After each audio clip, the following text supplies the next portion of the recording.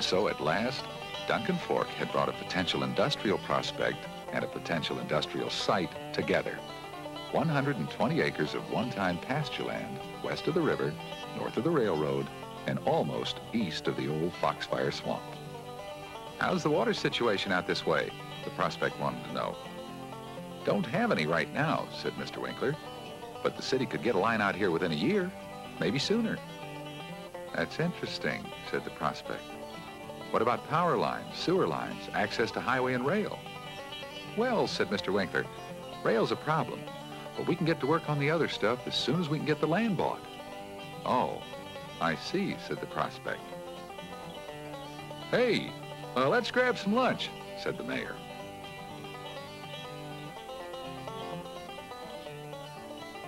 Duncan Fork's got a lot to offer a company like yours. We got the river, the mountain.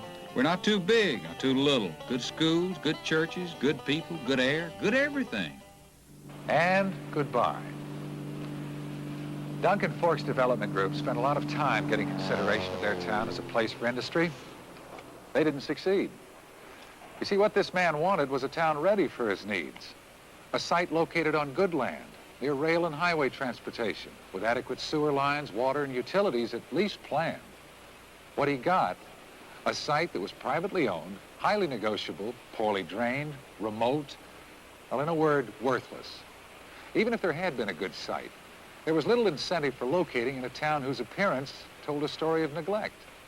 Duncan Fork obviously did have good people, but so did towns with better services, better facilities, and more aggressive leadership. There would have been other problems, too. Labor, the schools, recreation. Their brochure made Duncan Fork a third-rate historical attraction.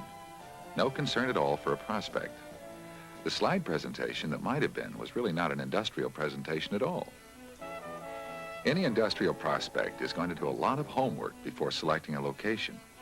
Before it makes contact with a community, it will study availability of raw materials and transportation in a number of areas in several states. From this, a few communities will be picked, say 5 or 6,